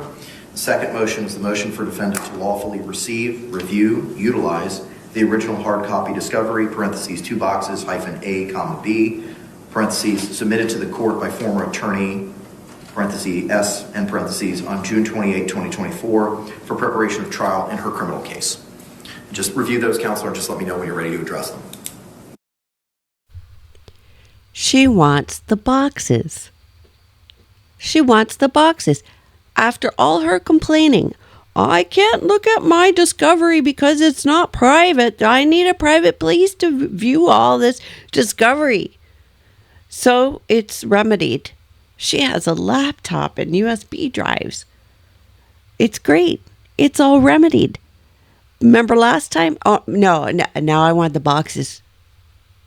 Because I want to write on them, and I might wake up at 2 o'clock in the morning and I want them. And this has been explained to her, why she can't have them. And now here's a motion. She wants the boxes. What does she think is in there?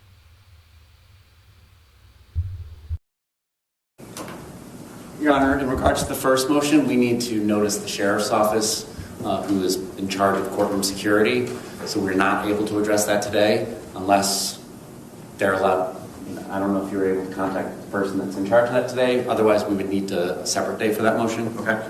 As far as the second motion, it's completely up to the defendant. We have no standing to say anything about it. If she wants to have her documentary discovery in hard copy form, that's between whoever and whoever, but not the state of Florida. Okay, all right, I appreciate that, sir.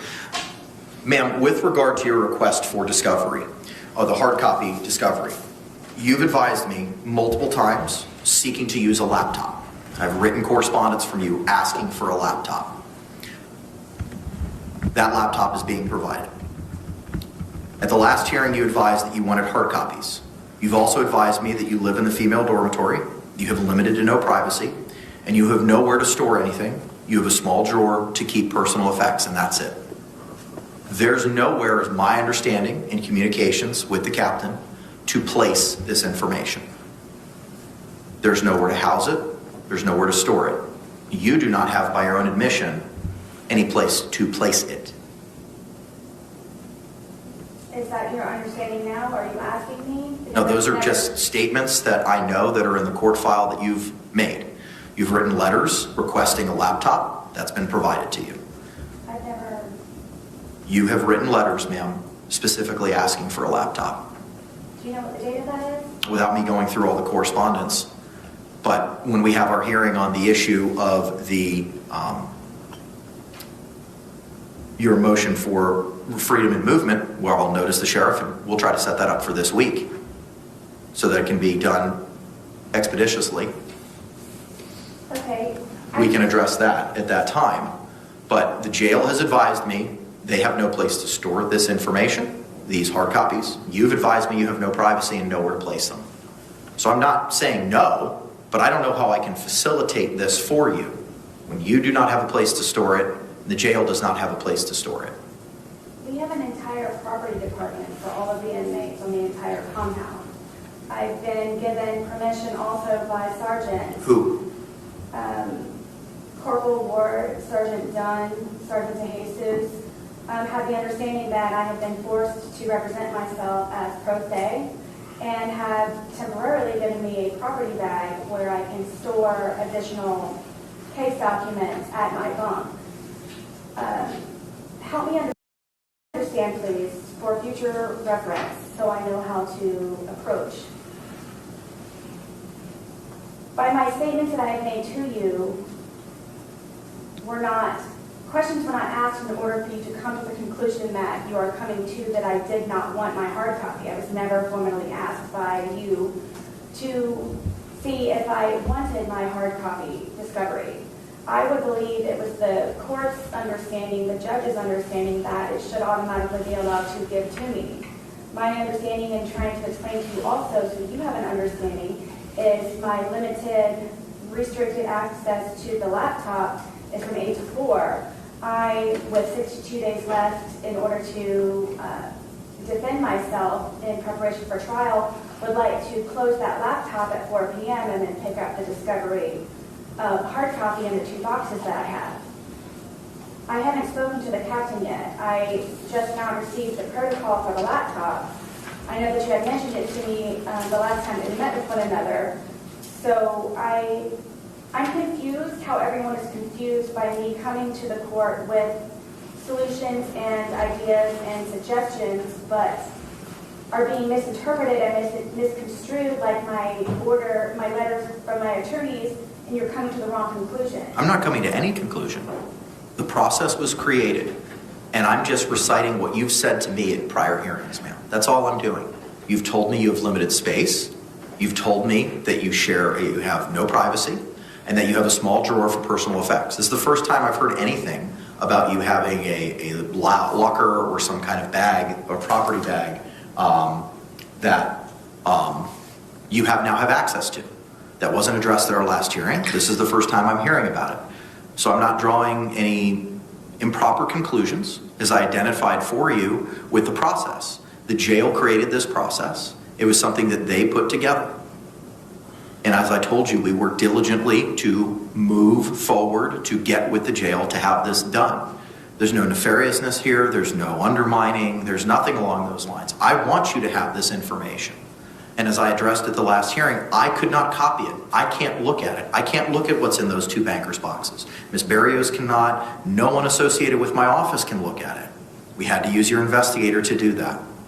And what the jail has advised me is that they were not in a position to take both those bankers' boxes because of space and potential hazards. Now, if something has changed and the captain advises me that you can have those documents, I don't have a problem with you having them.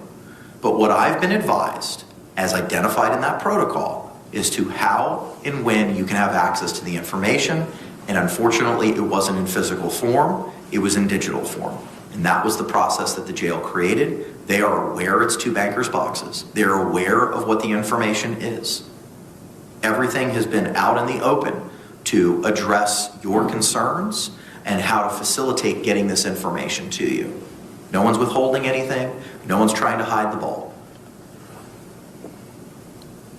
My opinion differs.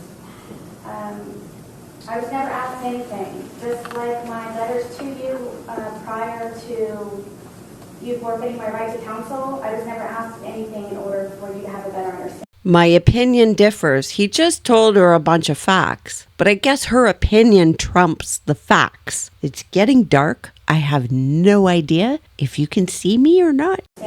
Ma'am, I'm not going to revisit that. I am not, you never asked me in regards to the hard copy. Hang on. Yes. How quickly can we have an evidentiary hearing with the captain or whomever we need? My understanding is she's on vacation this week. Okay. So, which is why Sergeant Casey was here, because Captain DiGiovanni is on vacation. And I cannot recall off the top of my head when she's set to return. She's set to return on the 12th.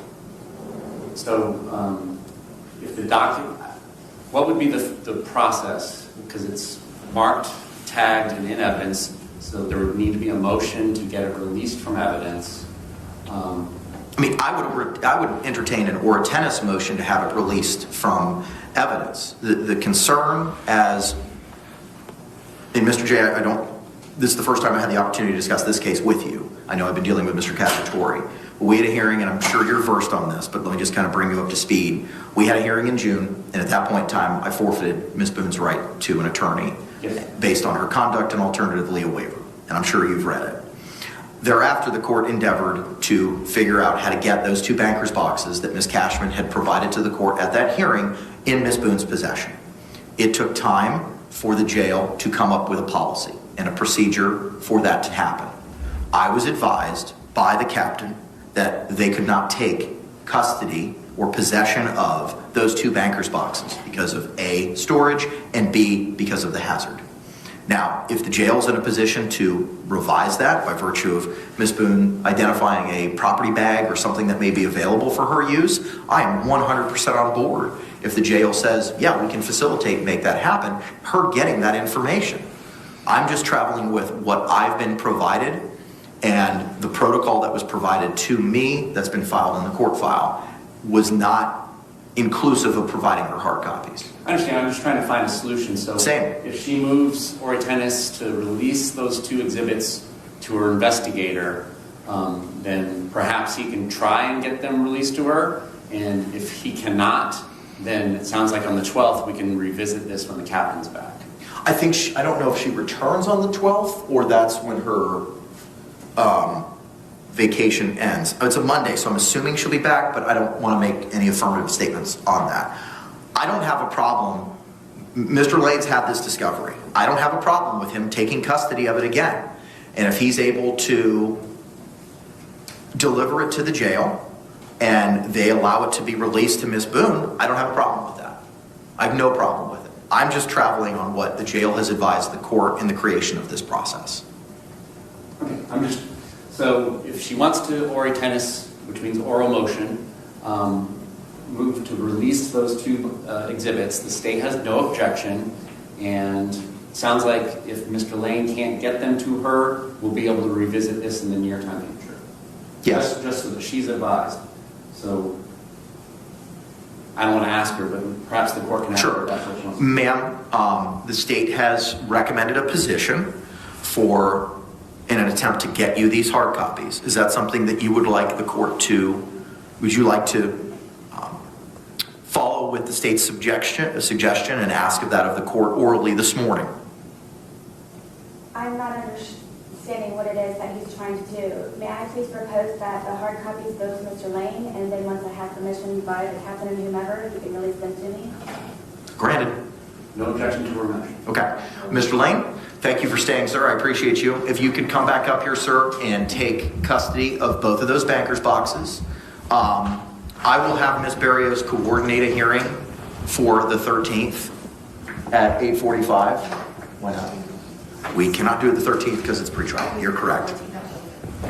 We will have a hearing on August 14th, if necessary, on Wednesday, August 14th at 1:30, if we need to address the jail's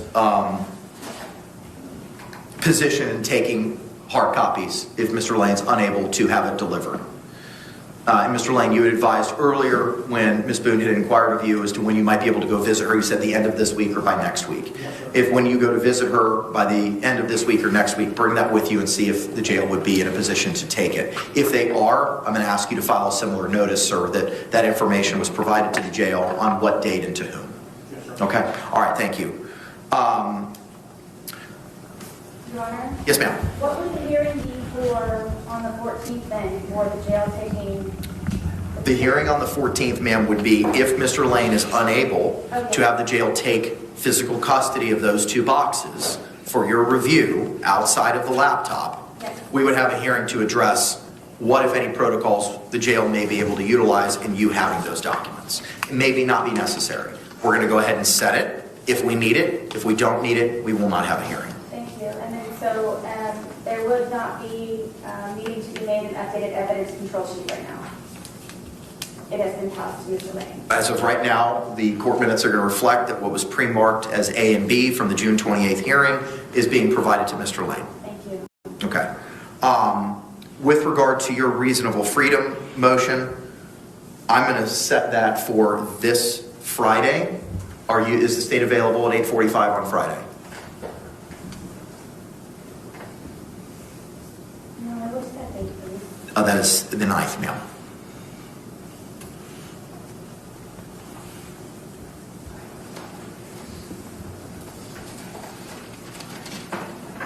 We're available, Your Honor. Okay. Ms. Barrios will coordinate with a representative from the Orange County Jail to address the reasonable freedom motion.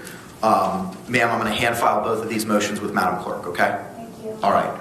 Is there anything else we need to address this morning, State? Not from the state. Anything else we need to address, Ms. Boone? Please bear with me, yes, please, one moment. Uh-huh. What was the conclusion for the sensitive issues of having the media incorporated in the courtroom? I need to research that matter a little bit further before I can make an order that would prohibit media access. Do you know what your deadline may be or estimated? It'll be well before the 3rd.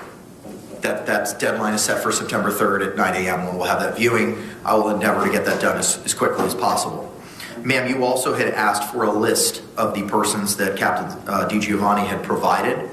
The names of the persons at the jail regarding the laptop protocol is Captain Giovanni, Donald Casey, who was here this morning, Stephanie DeJesus, Sonia Robinson, Courtney Battle, and Malik Muhammad.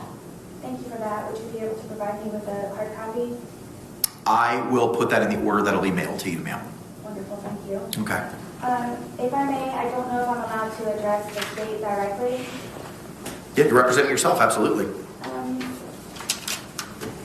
How do I go about getting a copy of my phone or utilizing my phone? Is that something that can be brought to the courtroom and during the evidentiary, the physical evidence, that I might be able to utilize that?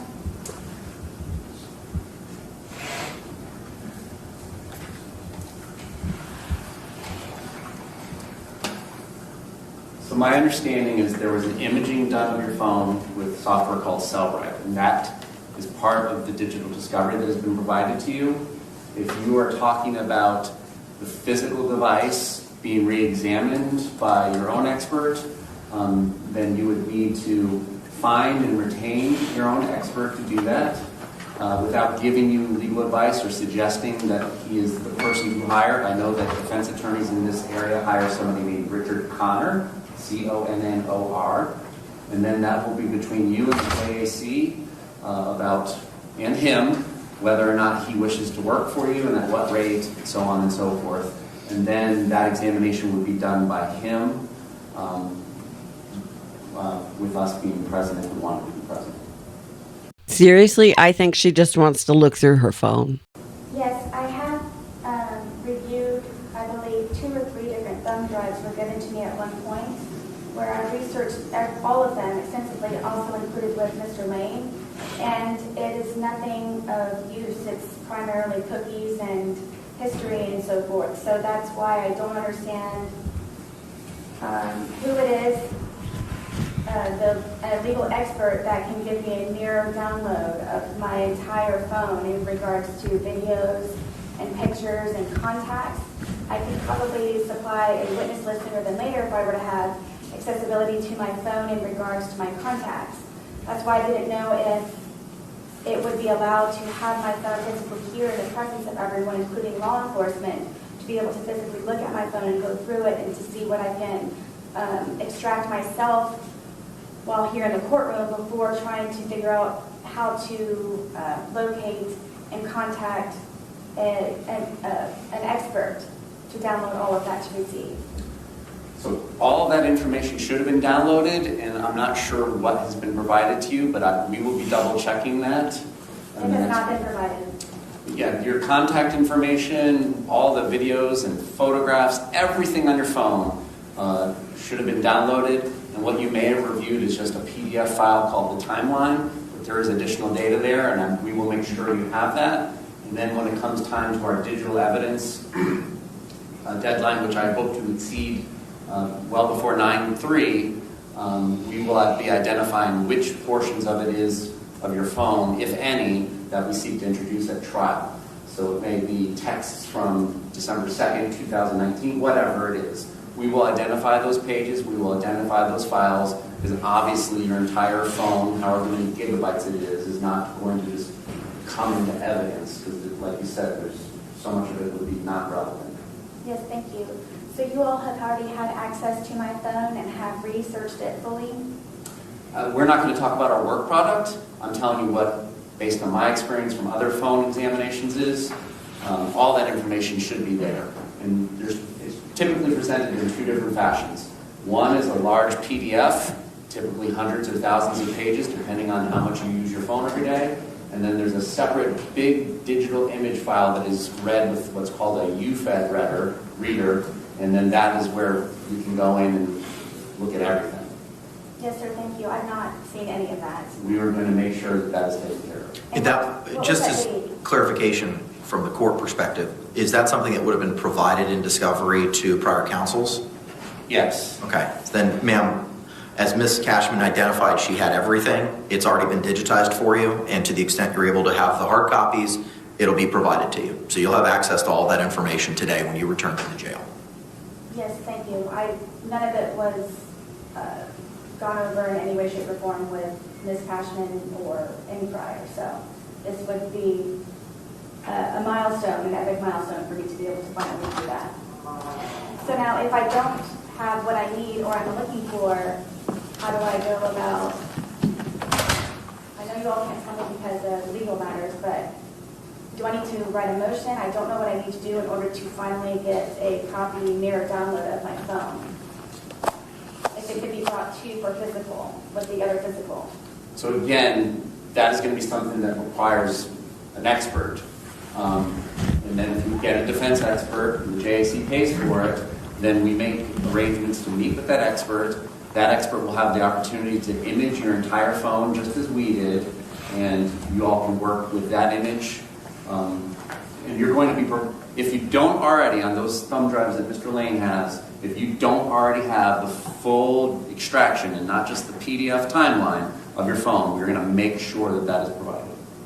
Either I'm misunderstanding something or he is. I think that she wants to look at her phone because she wants to look at the pictures and the videos. She wants to look at contact names and numbers, maybe even old messages, somebody she had talked to about a particular subject or close to that time, that sort of thing. For her to look at an extraction report would be mind-boggling. She just wants to look at her phone, that thing she's familiar with. And he's talking about, oh, well, you have to get an expert. I think either he doesn't understand or maybe I'm mistaken and it is a full extraction and everything that she wants access to. But I don't think so. I think they're not connecting here. Okay, so that is not able to be included in the other physical evidence that you all are supplying?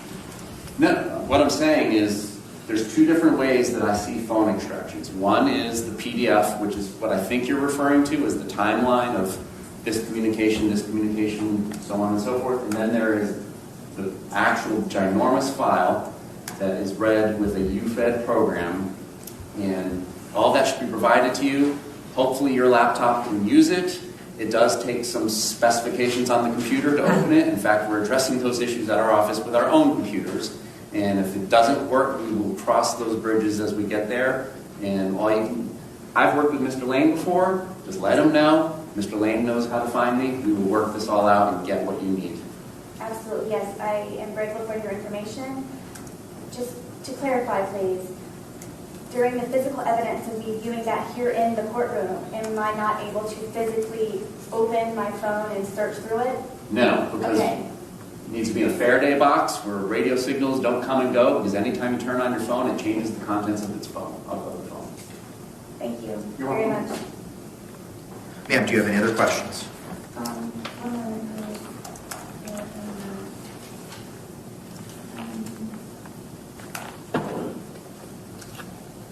Okay, so everyone is aware that I'm in the process of trying to talk to the captain. And handcuffs. Okay. Your Honor? Yes, ma'am. I believe I am okay for right now. You and I do not have a direct way of communication, and I didn't know. Another big hurdle is if the laptop has internet access, where I don't know if emailing or messaging or whatever, however it is that you and I can communicate, rather than snail mail, I mean writing you a letter. I don't know when I write a letter how soon you receive it, because sometimes it's days or weeks that it is uploaded to the clerk's website. Do you have a general time frame of when you actually know of something? Because you already have my address correction, but I don't believe updated. It's been updated No, now. I mean on the clerk's website. I can't speak to what's on the clerk's website. I know for the purposes of my records and getting information to you, that clerical error has been remedied. Do you have any other suggestions? If I do not have internet, would my only possibility to correspond with you be via mail? That's my understanding. And you asked when I receive things. I get it as soon as I get it from in the mailbox. So we check the mailbox every day. As soon as I get it, it doesn't go to the clerk, it goes directly to me. And I review it. As you saw with the motions that you made reference to at our last hearing, that you had 5 of them, we set those for hearing immediately. And I intend on continuing to try to do that to facilitate prompt resolution to any concerns or issues or motions that you may have. Thank you.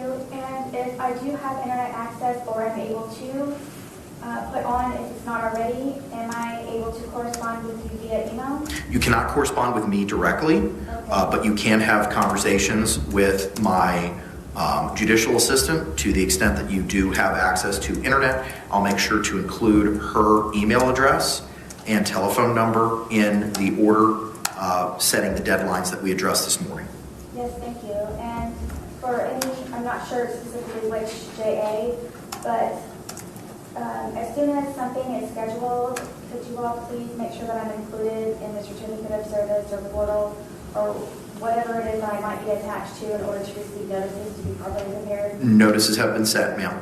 To the extent that there was a clerical issue, that's been remedied, but you have been copied on everything that's been filed with the court, including the JAC's response, the notice of the hearing that was set for today, and the notice of the filing of the protocol. With that, I will see you all this coming Friday at 8:45 to address the motion regarding reasonable freedom in movement. State, anything else? No, Your Honor. All right, we'll see you all Friday. Thank you very much. There's one thing that is in the actual order that he writes after this, and that is that every Monday, the jail has to submit the notebook that shows when Ms. Boone signed out that laptop and basically how much she accessed it. And I thought that was really good because if she complains that, oh, they're not letting me use it or there's something wrong with it, then they have a record of that and it's ongoing. So it's not like they're going to find out all of a sudden come September or October. They'll be able to track it all along instead of having a big surprise. The other thing that it helps with is if she complains that she didn't have enough time and she was not, according to the records, accessing her information, her discovery, utilizing that laptop for a decent chunk of all those days, then it's going to be harder for her to complain about that or have legs to stand on. This judge is all about evidence. He's all about the receipts. He seems to me to be pretty good in respect to, hey, look, if it's not hurting anybody, if you can have this thing, let's give it to you. I'm going to protect your rights. But at the same time, don't sit here and lie to me. Oh, you're saying people are saying things? Name them. Somebody lied? What was the lie? He wants receipts. And he's going to have a paper trail created here because he's telling everybody, everything you do, you have to get it somehow recorded. Somehow there's a record of that. Cashman mailed transcripts of depositions done with the detectives. She mailed those on August 1st to Sarah Boone. And that way, if something goes wrong, and it really has gone wrong, then they can pinpoint where the failure was and actually help Sarah Boone. But if she's lying, well, then they've got the receipts. So very interesting hearing. I think at the end of this, I am not going to add the documents that I made the video about earlier because it's pretty much been covered. So I'm going to go edit this and I'm going to try and cut out long pauses. So, if the video jumps around a bit, that's probably why. And that's all I've got for you for now. Trust your gut. I'll see you in the comments.